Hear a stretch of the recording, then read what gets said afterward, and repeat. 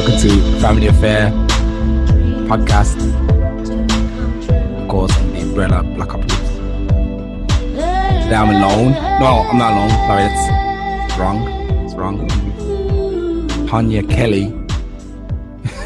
No one else wanted to join for some reason. So me and Tonya just said, you know, we're going to go this alone today. We're going to just go and break down doors, make it happen. And yeah, here we are. Welcome, Tonya. How's it going? Welcome. Thank you for having me. And we're just going to make it work. Yeah, I'm actually happy to have you here. Actually, it's really unfortunate because normally you would have been involved on the Tuesday podcast, like I said offline. And then we have a video and everything. But because you chose this day, you've come onto the Thursday podcast, which is just audio. But don't worry, I think I'm going to get you on the Tuesday one when you got time anyway. So don't worry. Yes, I would love to come on Tuesday. Yes. Yeah. And we're all having a laugh, and it's actually a really good time. But today we'll just talk about. Actually, I've got like just one topic actually for today. What I really want to talk about. Okay. I'm glad that you're from America because you probably identify with this topic more than us in Europe. So wait, let me put it up a second. So wait, tell us a little bit about yourself. Actually, you're from Ohio. You're from Idaho, Ohio. Ohio, the Buckeye State, Ohio. The Buckeye State, is that what they call it? Yeah, we call ourselves the Buckeye. So we're the Ohio State football team. That's like our main. We don't have an NFL team or a major team in our city. So the Buckeyes, the college football team, is like our national team. So we call us the Buckeye State. Okay, the Buckeye. That's funny. This is going to be a whole new revelation for you. Yeah, I want to know what's interesting to do in Ohio, because I've been to America, obviously. I've been there a few times. I've been to Albuquerque. I've been to, obviously, the classic states, California, New York. But I want to know why would you suggest to me or try and get me to come to Ohio? What's so interesting? Wow. You know what is interesting about Ohio? It is a family-oriented state. There is a lot of wineries, a lot of bed and breakfasts, and there's a lot of different amusement parks. There's a lot of man-made beaches in Ohio. But one thing about Ohio, it sits in the middle of the Midwest. So in our city, they have now built freeways in our city. So they've already been here, but what I want to say is like 2 to 3 hours to get to the next state. So we're like in a central location. So I can just get in my car and go 3 hours and I'm in Michigan. I can go 2 hours and, I'm on the outskirts of PA. So there's a lot of states that are out of line Ohio. But for our state, we have a lot of events. We have a lot of community events in our state. You have the Ohio State Fair. That is the biggest fair in the Midwest. We have the Ohio State football team. So anybody who watches college sports, they know about the Big Ten. They know about the Ohio State football team. We love food. There's so many different cities. So we have the Buckeyes, which is a chocolate covered peanut butter in the middle. And on the outside has like chocolate cover, and they call it a Buckeye. That is like our signature candy. We have the Blue Jackets. We have the Columbus Crew, which has done very well in the past in soccer. Okay.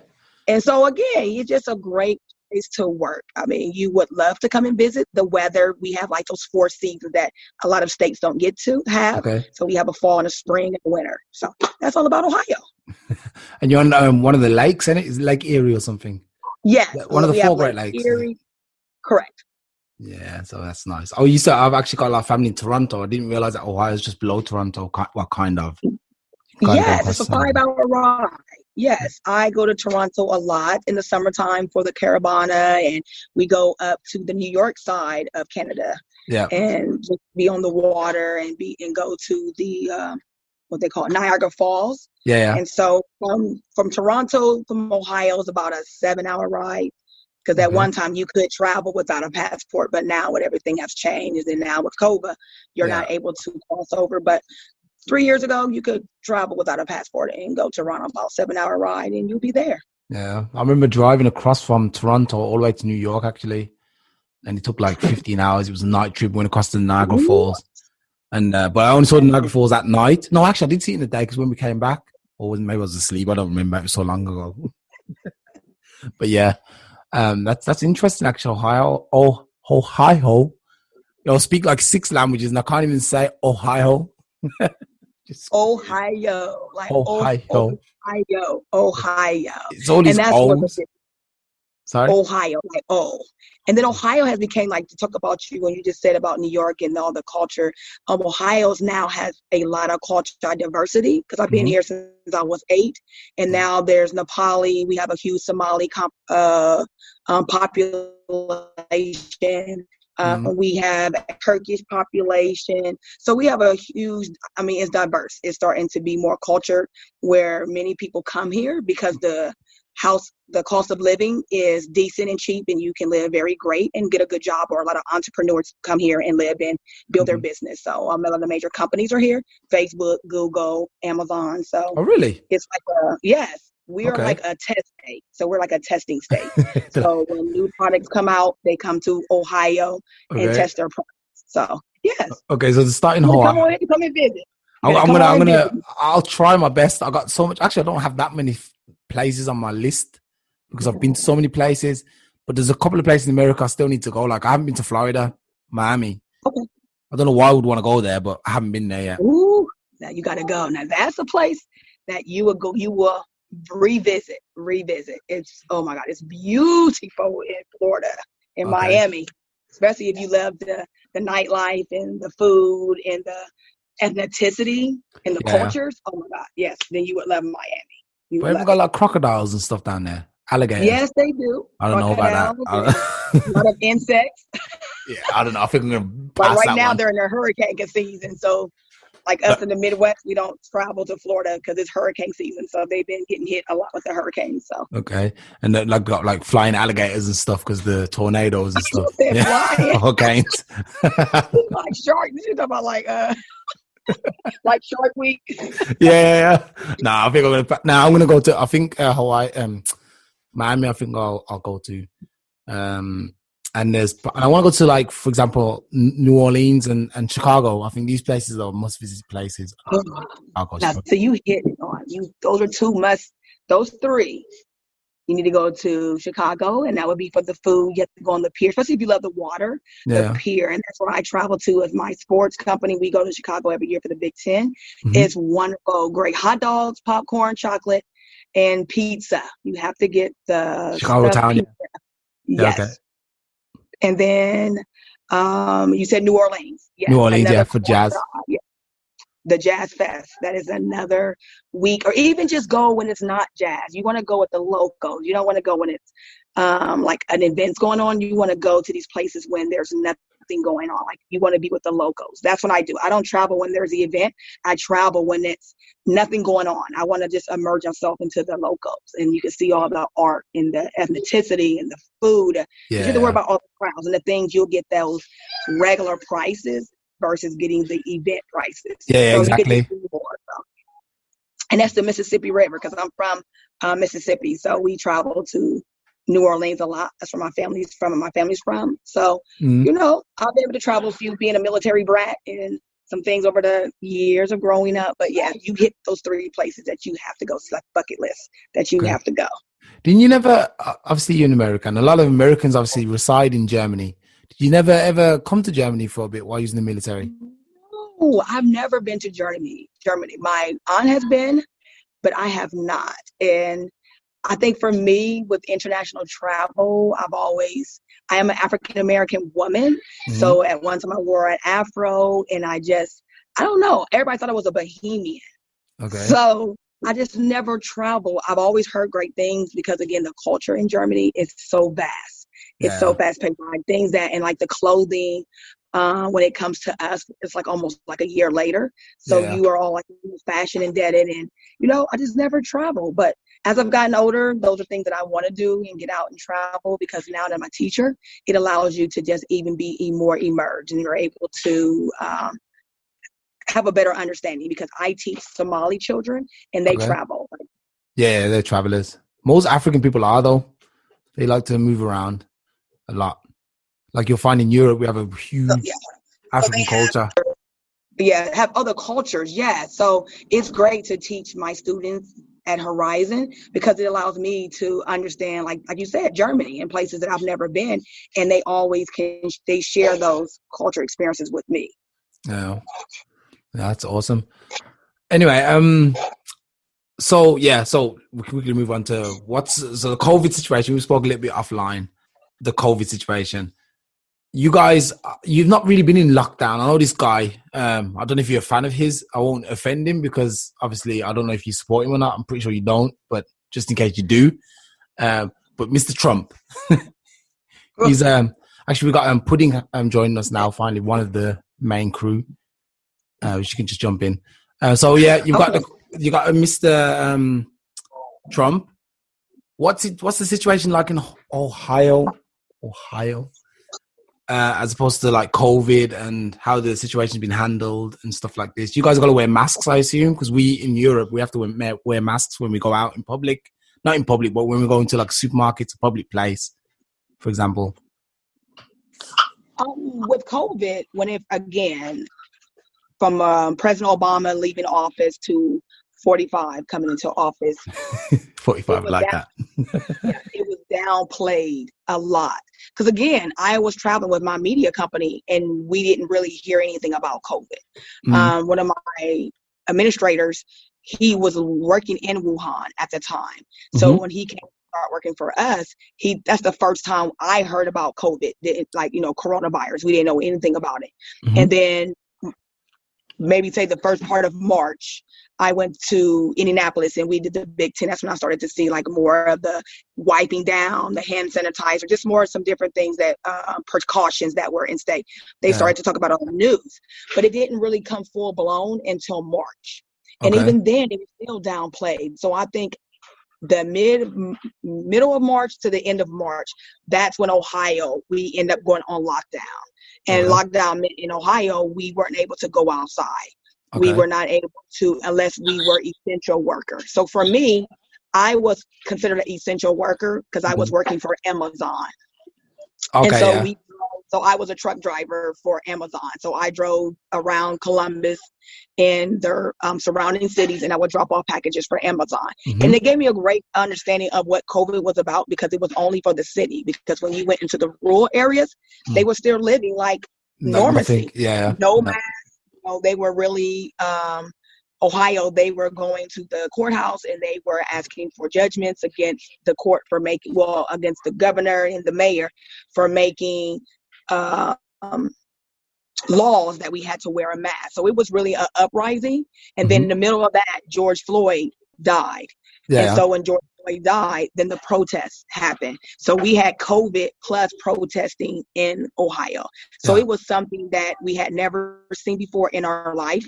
A lot of our people, a lot of our citizens in Ohio were not used to not being able to go where they wanted to go because we were literally on lockdown, like no restaurants, like no food, like unless you were going to the store, you had to be in your house. And that went on for a month and a half. And then that is time, it's like June, they started to open up businesses a little bit where you could only eat out, like only outdoor businesses. But for the most part, we are still wearing masks here in Ohio. The school has been affected. Like it was something that has never happened in history in education where students literally lost 3 to 4 months of education tools because we never had, I'm saying, from the international world to the United States, most states had never had to be virtual, like teach virtually. We had online for colleges, but never on the educational platform that it was unprecedented. And so our teachers are still reeling from that. Our parents are, you couldn't work. A lot of parents have lost jobs and houses and cars because of COVID. And now we are going into October and there's no help here. There's that COVID help is not there. So people are trying to piece back together. But now they became this teacher because their children here in Ohio, most school districts are not going back to school until October 15th. Okay. Oh, so you guys are still out there? Is everyone still at home at the moment? Yes. Oh, wow. A lot of our, in Ohio, mostly even across the nation, October the 15th has pretty much been like the date, because when you're talking about a school, it's about 180 school days. Yeah. So the first grading period is about 9 weeks break, give or take. So October the 15th is the most. We are either hybrid or you're all virtual. The biggest school district in Ohio, or in Columbus, where I live, is still virtual until October the 15th. But we have schools such as charter schools, or community schools, which is what a school that I work at. We have a little bit more flexibility. So we are hybrid. So that means we go to school a part of the week, and then the other half of the week we are at home teaching virtually online. Okay. So the kids have had a lot to have to, work with and embrace, and even teachers and parents, because a lot of parents are still not back to work. Okay. It depends on what, or if they are at work, they're at home, working from home. So we're still 10 o'clock, no clubs, no food places are open after 10 o'clock. Everything shuts down. No liquor after 10 o'clock. So by 11, everyone is home, still in Columbus, Ohio. Okay, so it's like a curfew. Well, every state, I believe, is handling it individually, isn't it, in America? So I had a guy from Boston, he was on, he said that we've handled it straight away. We was like one of the first states to go into lockdown, and everything's running kosher here. You were. And that's what, our media outlets, there's only about 7 of them in the world and in our nation. Germany was one of the major countries that were able to kind of get a handle on COVID when 45 literally was downplaying it to where a lot of people, really caught it last year. It really was here last year, but no one knew what it was. Everyone was saying, oh, it's an upper respiratory infection. So I think a lot of people, that was why people were not believing it, because our government was downplaying it so much, so that when it did become full blown, it was a shock, because no one really understood what it was, how did it come, because they were still traveling. They were still international traveling. Like where Germany cut it off, they were still traveling to other countries. So now we're trying to do this uphill battle of, pertaining. And I think with our city and our governors, they have kind of like deviated from some of the things that the national government or 45 have done, because they had to make sure that our state was ravishing. Yeah, sure. Yeah. So by the time October 15th come round, and then you got like obviously the winter coming in. I mean, then the flu season comes in, like literally a month you're going to have before the flu season, and you guys start opening everything back up. Then you have to close everything back down again, because everyone's going to say, oh, this is COVID, the second wave, I assume. So it could be that you guys are like sitting in your house till next spring.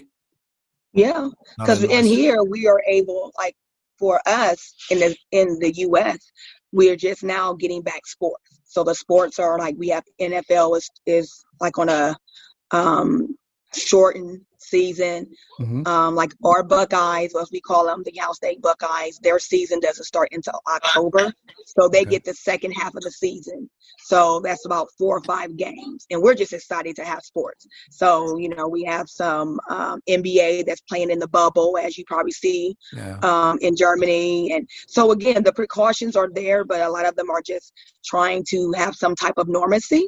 And that's what we're saying. For me as a teacher, if I can get my students at least through the first grading period and get them that foundation and those core skills in, and we have to go home, at least they know, they've had that normacy. They know how to work independently. And we do a lot here in our school that's virtually online. So they have that practice. So by the time if we do flip and go back home, they will be very well knowledgeable of how to do both.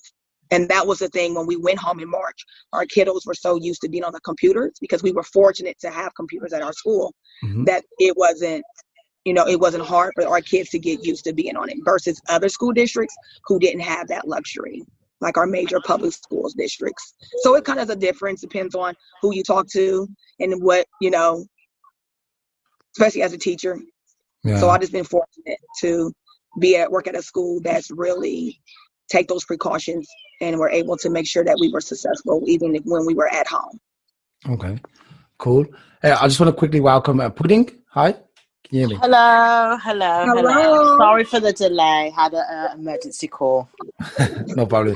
Is Mideyah going to join us, or is Mideyah just? I am. I'm here. Can you hear me? Oh, you made it. Okay, hi. Can you hear me? Yeah, I can hear you. Up, but you can hear me. Yeah, okay. I mean, Hi. yeah, it's all right. We got Tonya Kelly. She's someone I'm hoping to get on more often, but on the Tuesday podcast, Blackopolypse. Hi, Tonya. Unless she wants to join this one more.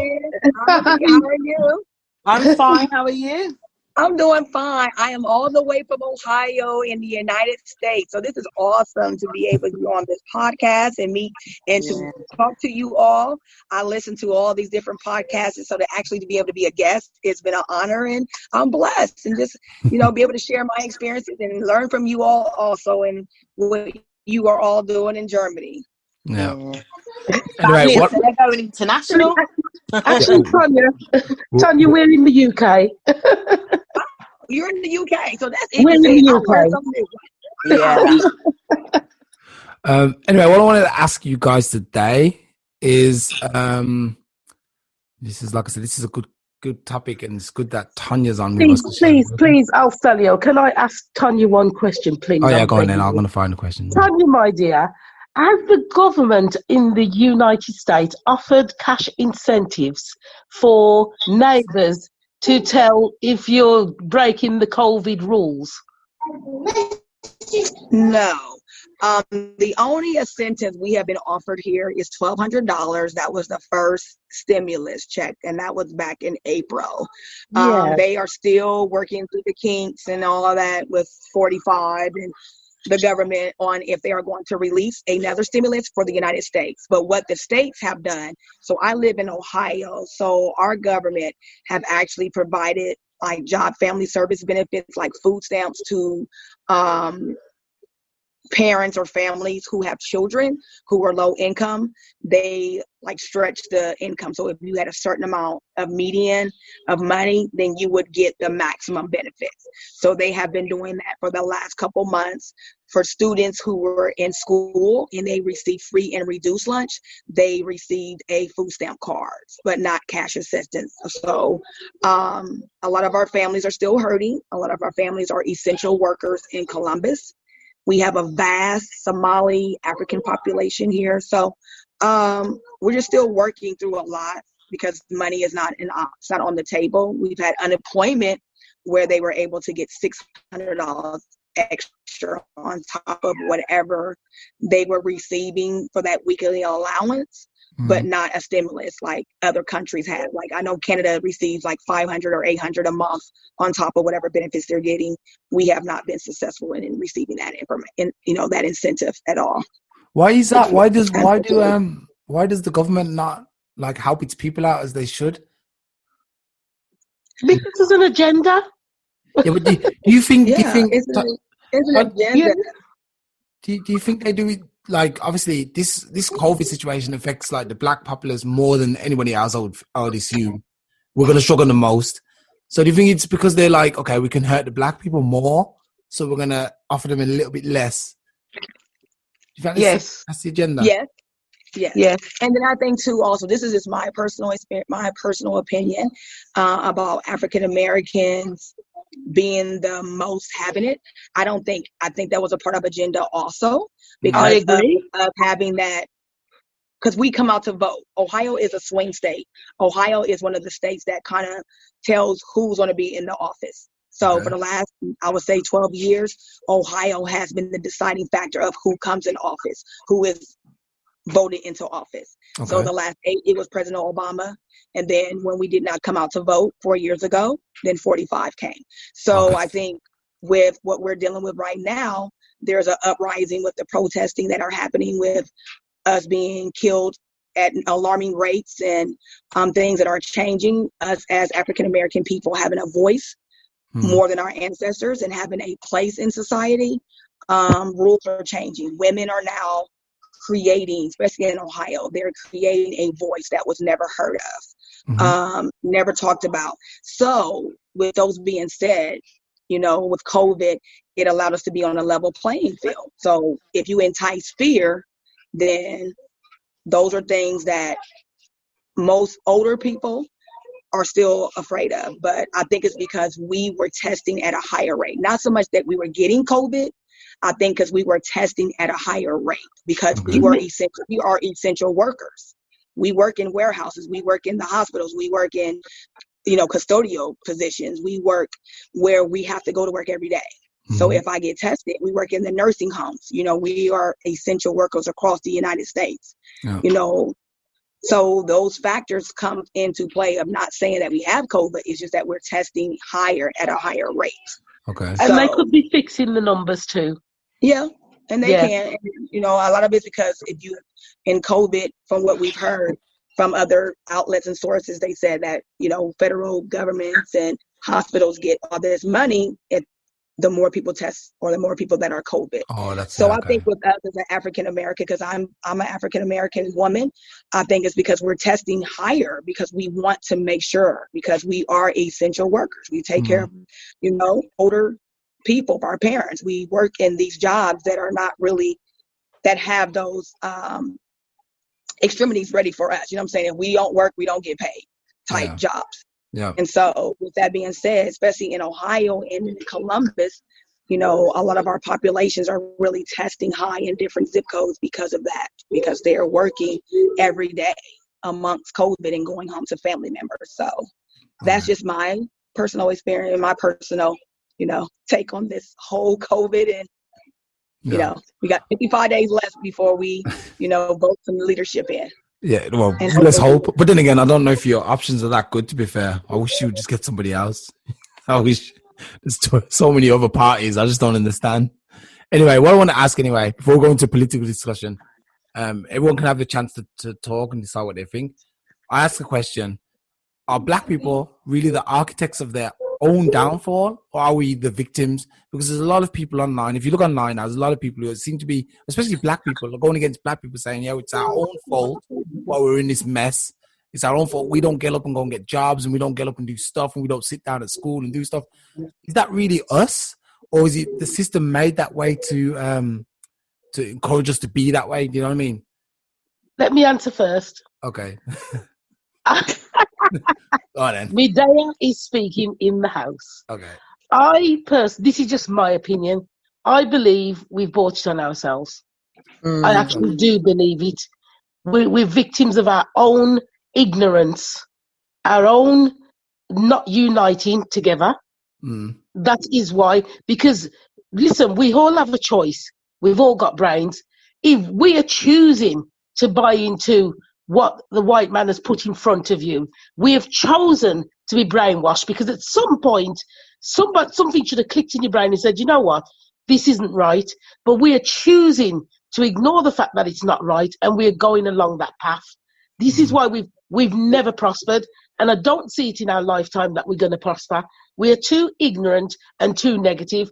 I, for the life of me, will never, ever understand the story that's been going on for generations, how Africa allowed white man to come in there and sell them the Bible and bring them into slavery. How dumb were we? Think about it. Are we really that dumb that we allowed another race to come in? Remember, we've never seen these other races before. We've allowed them to come into our country and fool us into, they say the Bible, but I find that a bit suspicious myself.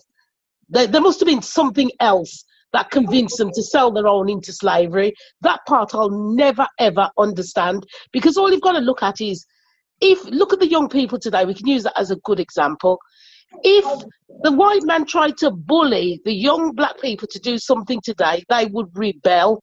So you're telling me nobody rebelled back over 100 years ago? Nobody really rebelled. You're telling me that only the white man could have created the guns and the bombs? You're telling me no people was intelligent enough to have created these things? It was all. This is why I find it a bit suspicious. There's something that doesn't add up with me.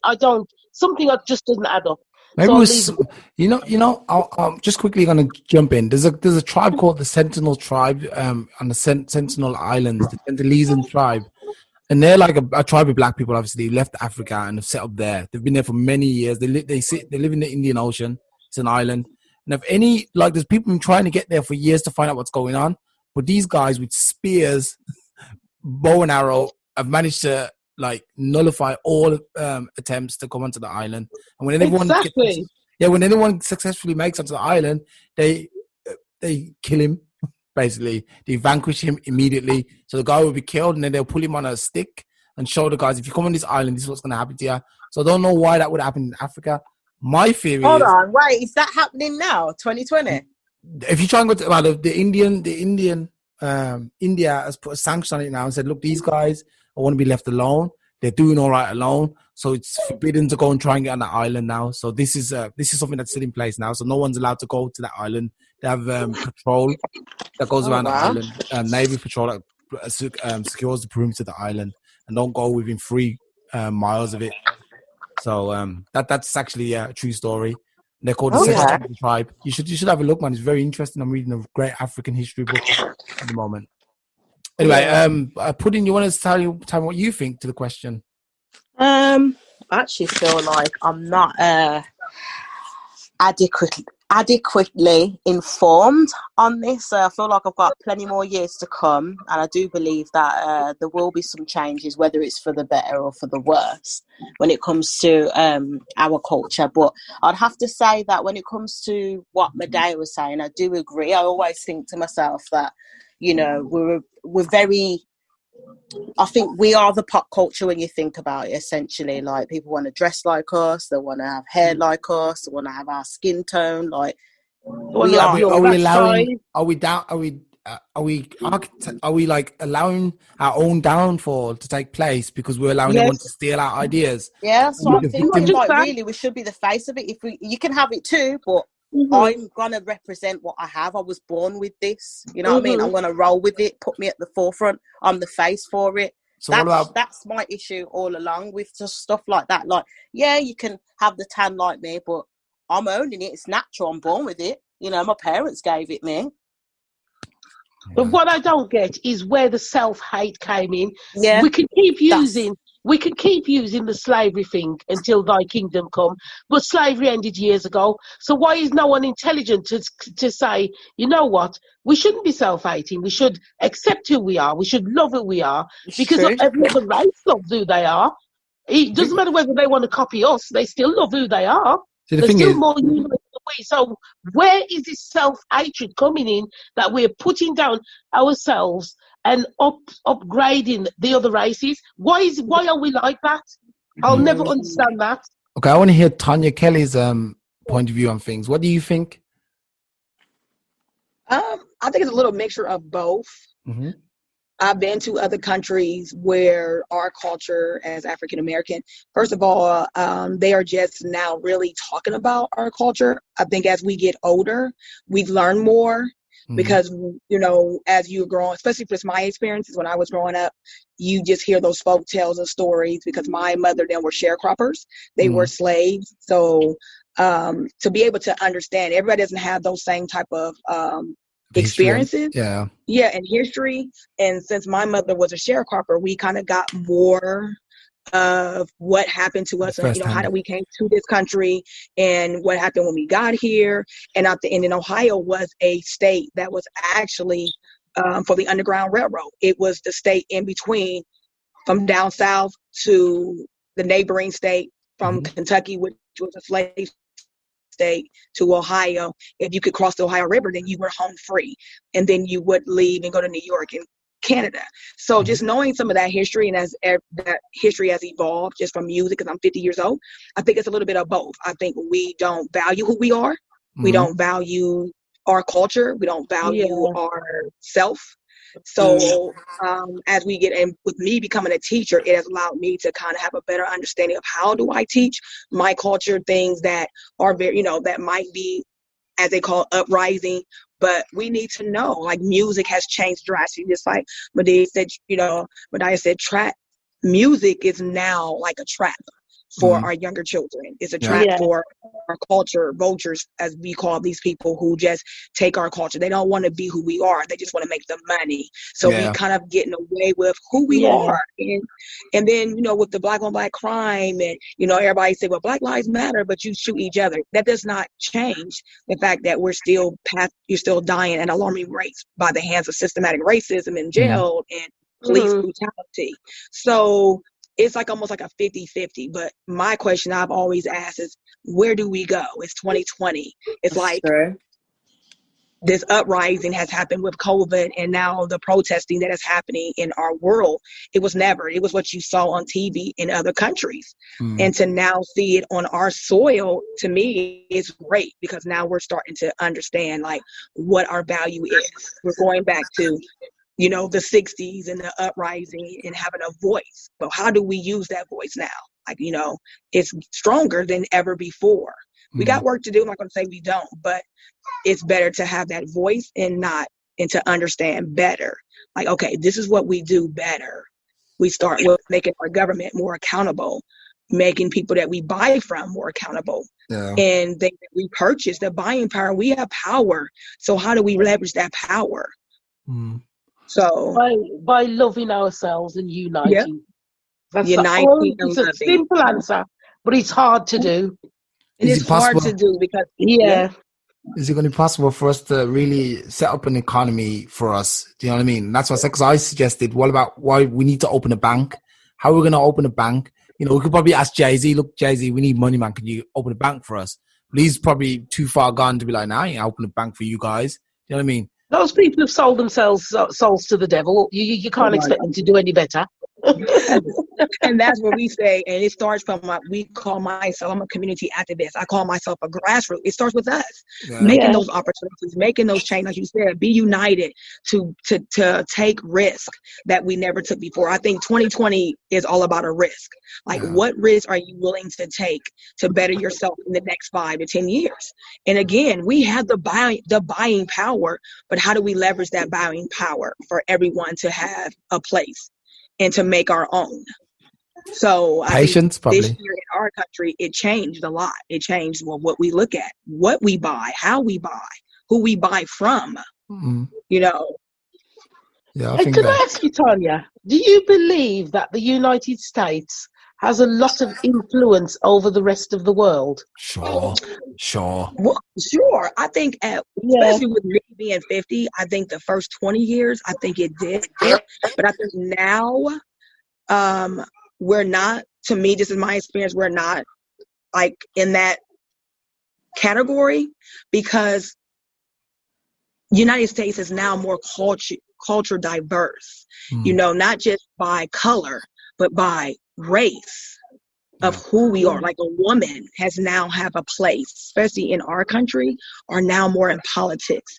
You know, we're always going to have that influence because that's just who we are in the United States. But people are now traveling more than ever. Like in the last 10 years, I think African Americans now travel.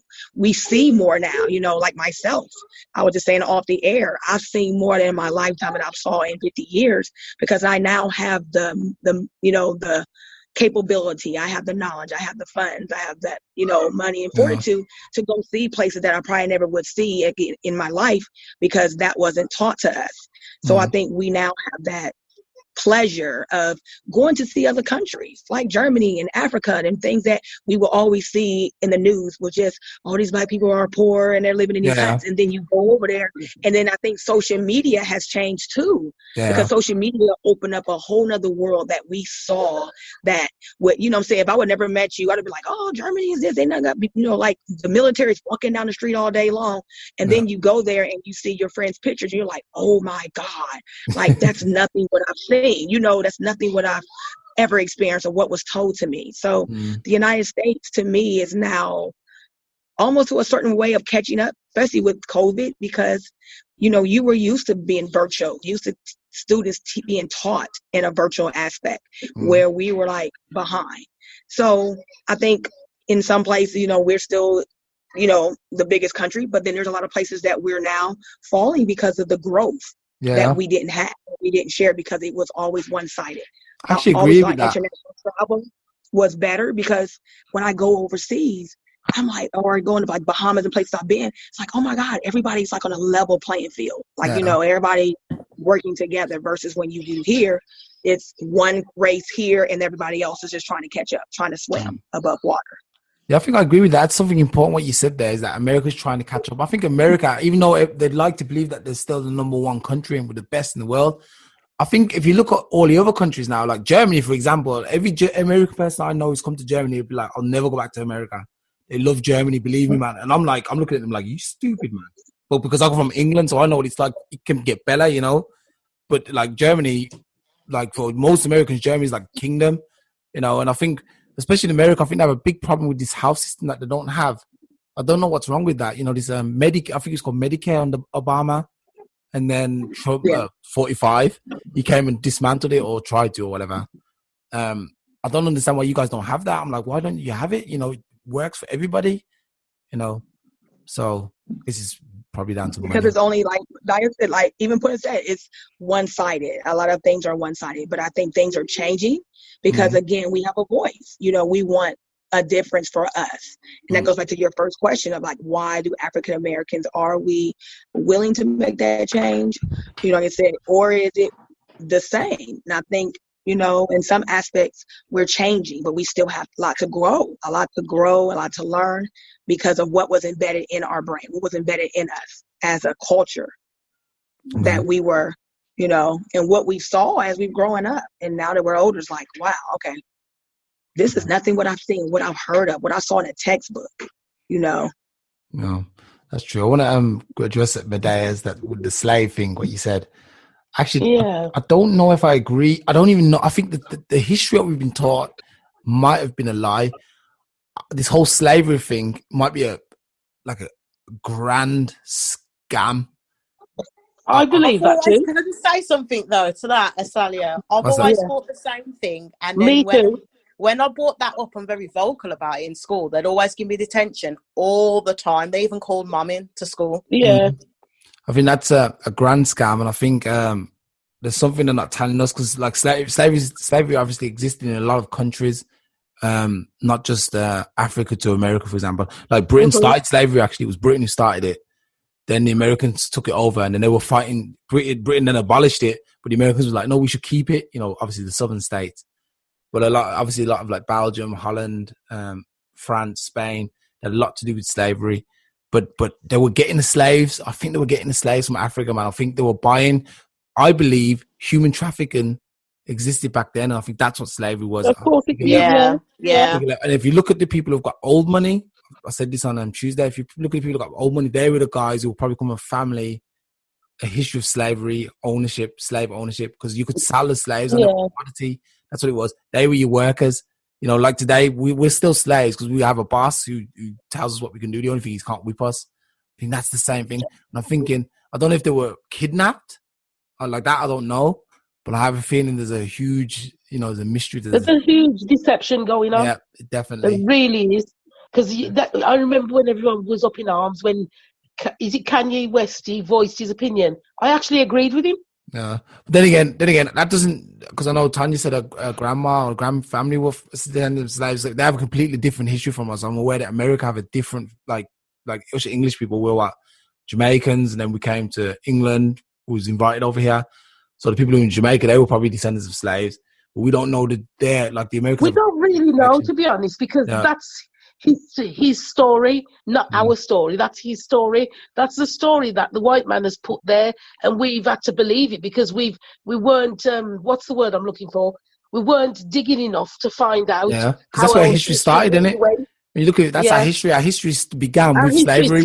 We were nothing else before slavery, apparently. Yeah, that's what I find so weird myself. I'm like, hold on, what I'm getting told is slavery. Like, what's going on? I know there's more to it. And then when you question it, like, no, just slavery. I'm like, but what happened before that? Because I know we existed before, the chains and whips and stuff. Oh, no. But the slavery, and I'm thinking, why does my question never get answered? Because they don't know. That's the truth. Yeah, because they don't know. They don't know. And they don't want to, a lot of Europeans, they don't, it's not interesting for them. It's not their history. They're not interested to invest and find out the real. They don't want to bring us, they don't want to raise us. They want to make sure we know our place. you guys were slaves, and that's it. Especially when we was younger. When we was younger, that was the narrative. Now I guess it would be different, but back then it was like, you guys are slaves, know your place, don't say anything, you'll be all right, you know? That's how it was. I'm pretty sure Tonya doesn't teach her kids that at all. No. I mean, I love being a teacher because it allows you to, learn. Like, again, we set out the air. My children that I teach are Somali. So this is my second year teaching Somali African American children and Somali children, like 100% Somali. And I've learned so much because they travel, like their families travel, just how they come to the States and how they come here. And what they want to know and learn when they're here and what their purpose is when they come to the United States. And then when they go home for Christmas and just different things in different countries they have traveled as young people, as I call them. Like these are 7 and 8 year old children who have traveled to Germany and Turkish and Dubai and New Zealand. This is where their family are living. And so just be able to create a diverse classroom, 21st century learner that I'm learning from them. Like I keep telling anybody I talk to, I've learned so much from them because they have a voice. They know who they are. Versus when I talk about my lineage, I sometimes don't know, because we were slaves and sharecroppers, like where we come from. Whereas African people, they know their lineage. Yeah. No, they know their lineage. They know where they come from. They know who their great grandmother was. They know how they came here. So some of those things I've learned, like talking to parents and just being immersed in their community and learning that they really know, no matter what society say, like what I say, like no matter what society says, they know a lot more than what we know. Yeah, sure. When it comes about who they are. So in all fairness, do you really believe that all black people come from Africa? Do we really believe that it's only Africa that black people came from? Nope. Well, not no. anymore, I don't. Well, yeah, that's it. I was going to say, because I think what happened was, I'm reading a book on this at the moment, so I figure I have a say about it. Obviously, the black people who were born in Africa, they traveled around in it and it was easier to get to different places. And they were smarter, they knew how to boat and ship and sail across the world. That's why they're in the Andaman Islands. That's why they're in Polynesian, in Australia. That's why they're in like India, South America, North America too. They're everywhere. They're in Europe as well, So like I think half the people I would say that were Native Americans were probably African, well, at least African looking people too. I think they took them as slaves. They didn't probably kill all of them. They're like, okay, look, we'll take half of them as slaves. You work for us now. You know what I mean? I'm pretty sure something like that must have happened. I don't know. Just guessing, but that's what I feel like. I find that a bit suspicious as well. You don't think so? No. This is just my opinion. It's just an opinion. I don't really believe all black people originated from Africa. I don't believe. Well, they started off from Africa at least, and then they moved around. No. I don't believe they all originated from Africa, full stop. Because you're just saying that only Africa was black people. So the rest of the world was every other race. No, but the thing is... go on. Remember, you gotta go back to the Neanderthals and stuff like these guys, the man and stuff. You have to go really far back to find out how the genetic, mixing happened, how the new races were formed. But the first race...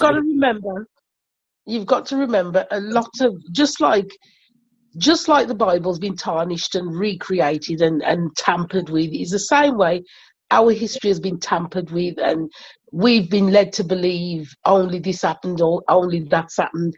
So we will never really know the truth. That's why I do find it suspicious, because it's the white man who's told me this is where I've originated from. It's just Africa. No, that's not true. That's not true. Well, remember, we're all slaves. Remember, we're all slaves. But why does look? The European doesn't get any benefit from telling us that we were the first people. He would have to do archaeological studies and stuff to find out all these fossils, and then they'll be like, fossils older, and this has got a similarities to Africa. Sorry, Alstallio. The part where they're saying we were the original people on this world, I'm not. That's not up for debate with me, because I don't really know that. I'm just saying that I find it a bit suspicious that all black people originated from Africa. I find that a bit sus. No, I don't think all really of them. I do. think what happened Yeah. was there was probably one tribe, and then like with lions, for example, the tribe decided, okay, I want to leave and start a new tribe, and that's all it did. They just kept moving around. So well, why couldn't there have been? Why couldn't think about it? Why couldn't black people have been originally in England, for instance? Why does it have to be Africa? I think you got to check. Aborigines was originally in Australia. Well, they're Africans too. But that's no. Hang on, you said they're African, so why are they called Aborigines? Because they have different names, but they're still African people. What? They all started off in Africa, and then they moved out. And remember, they adapt to their environment, so the genetics change according to where. Yeah. That's why people are lighter where it's cold out. There's less sun than when it's hotter. You know what I mean? If you stay in, if a European family goes to the equator and live on the equator for a bit longer, in a couple of generations, their skin will be a lot darker. Because that's getting used to their environment, you know what I mean? They sent the early Irish people to Jamaica, and they were all dying because they didn't have the skin protection. So then they sent the Africans there too, and they were surviving. It was like, oh, how are they doing it? So what they learned was they had to send the Irish babies or the European babies to Jamaica so they could adapt quickly to the sun. And only when it was already old and had no protection, they were dying. This is just normal, basically. Okay. So, anyway. At least I've been educated today. Yeah, a little bit. I'm still learning. I'm learning too. I'm on this journey. Anyway, I think we're done for today at least. I don't want to keep Tonya anymore. Your time, but I don't know, Tonya. Would you like to come on to the? I'm going to invite you to the Tuesday podcast. Yes, I would love to. I've learned a lot. It is just great to be able to share and learn from others. Others from other countries. So yes. And this is a pleasure and an honor talking to UK and Germany. So thank you for having me, and I look forward to being a part of the conversation in the future. All right, awesome. That'd be great. I'll send you a request on Facebook anyway. Okay. And what we say when we leave, we say 08IO is what we say. 08IO. 08IO. Lovely talking to you, Tonya.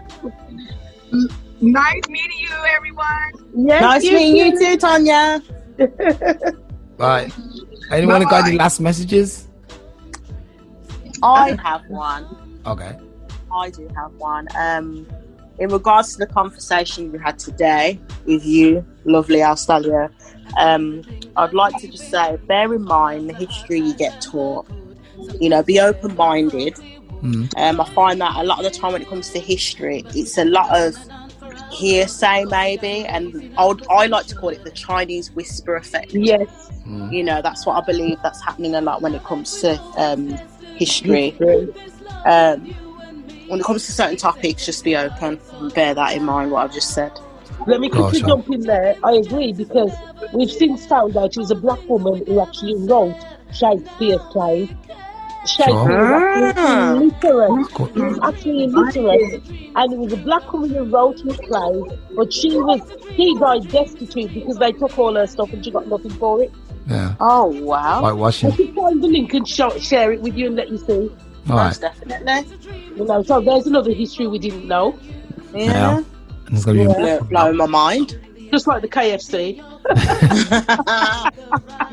All right, guys. Then good night. Keep listening to Family Affair Podcasts and Blackopolypse and everything else. Yeah. We'll see you guys next week. Soon, yeah. Good night. Yeah. Take care. And good afternoon. Take care. Bye. Bye. Bye.